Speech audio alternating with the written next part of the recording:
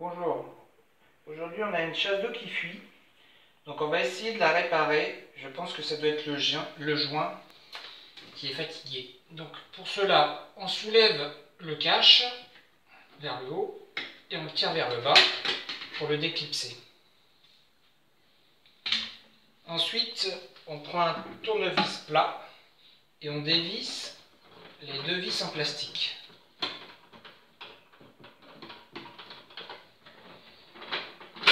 Voilà, on les enlève complètement.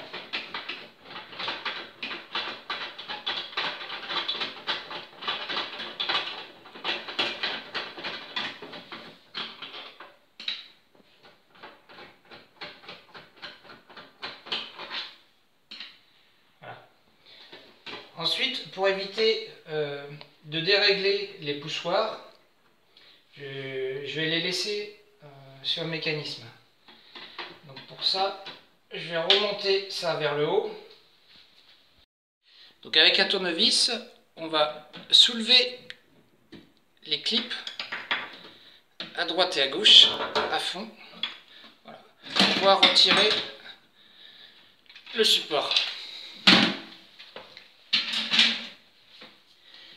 Donc à l'intérieur, c'est un peu noir. Donc il faut couper l'alimentation de l'eau. Donc ici on a un robinet. Donc il suffit de le tourner d'un quart de tour, voilà, pour le couper. Ou alors vous avez peut-être aussi un robinet à l'extérieur, où c'est plus simple de le couper. Donc là on a coupé l'arrivée d'eau qui arrive par le dessus et via le coude passe dans le mécanisme de chasse d'eau. Donc on va dévisser avec une clé de 18 l'écrou qui se situe ici. Donc là ça fuit un petit peu. Alors attention parce qu'il y a un joint, donc on va éviter de le perdre.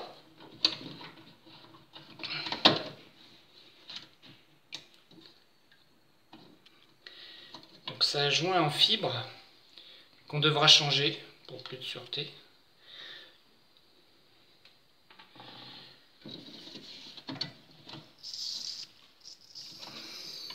Donc ensuite, on va enlever le mécanisme de chasse d'eau parce qu'il est sur un support. Donc il faut dévisser l'écrou qui est devant. Donc soit on arrive à dévisser à la main, ou sinon il faut prendre une clé. Alors moi j'ai réussi à la main. Attention à ne pas le faire tomber non plus.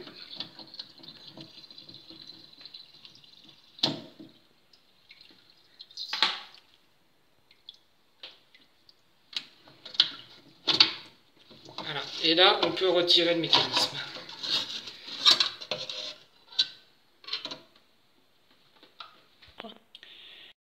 Donc on va nettoyer le mécanisme.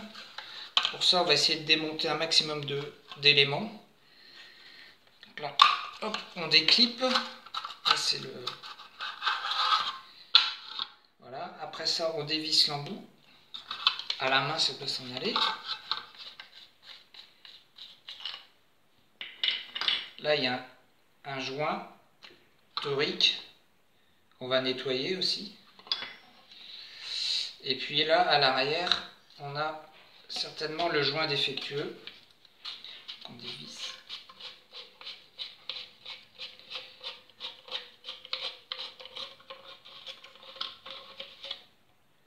Voilà. Donc souvent, ce joint-là est abîmé, il est fendu.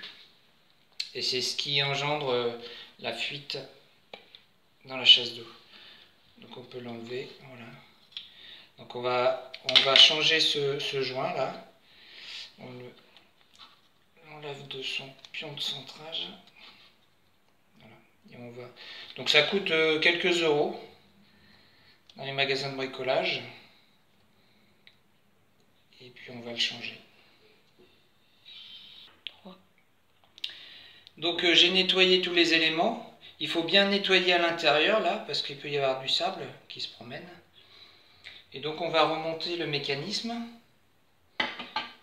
Donc là, le nouveau joint, on va remettre ici. Alors bien faire attention parce qu'il y a un centreur et puis il y a un détrompeur là-dessus. Donc là il y a le centreur qu'on met.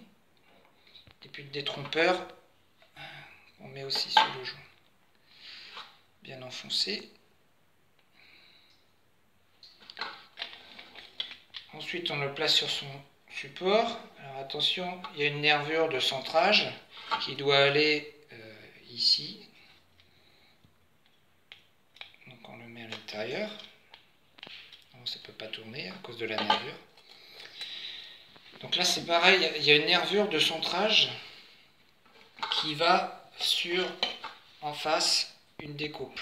Donc il faut bien le mettre l'un en face de l'autre et après on peut visser.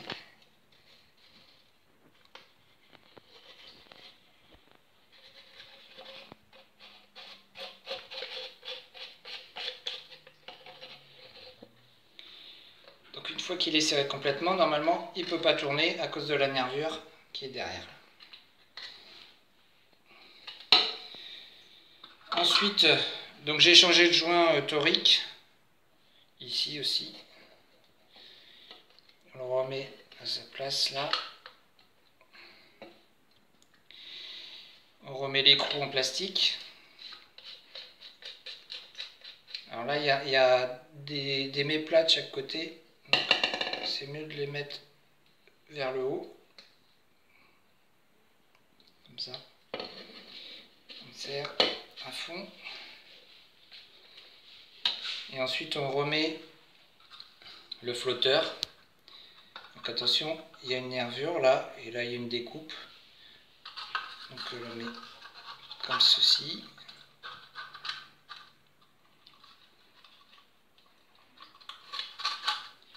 On le reclipe et on remet le bras.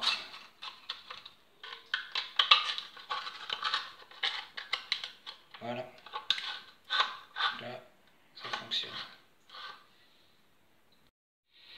Donc en fait, on va en profiter pour nettoyer l'intérieur. Donc là, pour ça, je vais vider la chasse d'eau.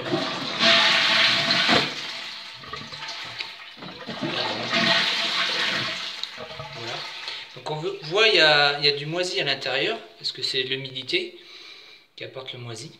Donc on va mettre un petit coup d'eau de javel avec un pulvérisateur. Voilà.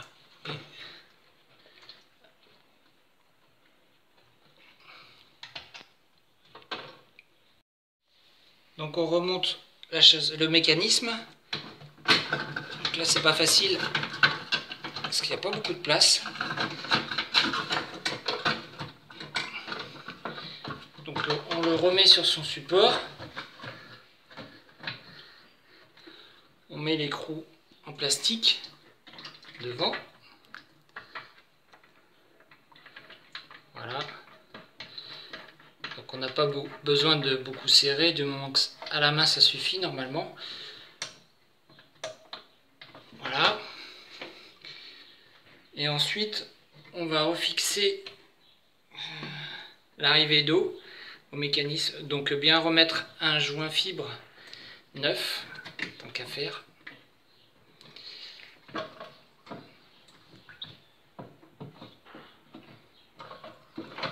Et revisser.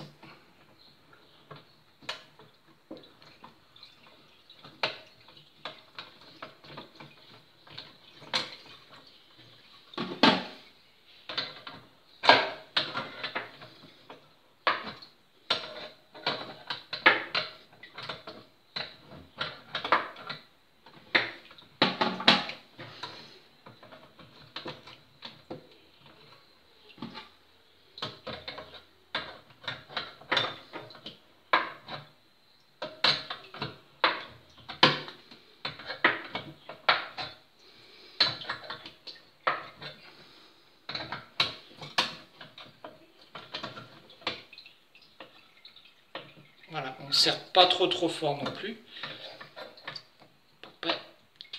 Voilà. Ensuite, normalement on n'a pas toucher au réglage du flotteur. Ça c'est un flotteur qui se règle en le tournant, en le vissant ou en dévissant. On ajuste la hauteur de l'eau par rapport au trop-plein qui est à l'intérieur là. Donc ensuite on rouvre l'eau, on tourne le robinet d'un quart de tour. Voilà, donc là la chasse d'eau se remplit.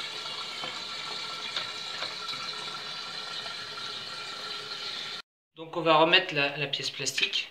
Donc il faut que les pièces, là, les demi-cercles, entrent à l'intérieur des carrés ici, là, ici et ici. Donc normalement ça rentre tout seul, hein, lorsqu'on les met. Il faut que ça s'ouvre. Voilà. On met les deux nervures du haut. On appuie ensuite en bas. Et avec le tournevis, on reverrouille à droite et à gauche.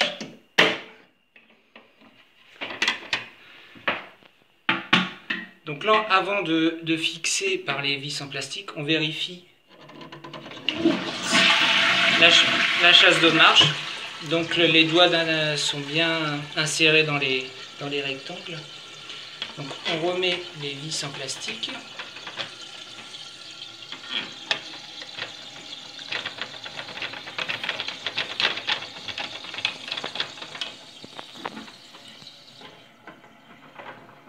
Alors les vis en plastique, il ne faut pas trop les serrer, parce que sinon elles vont casser.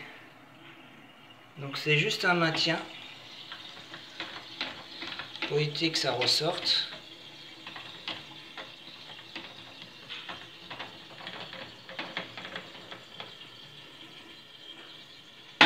Voilà.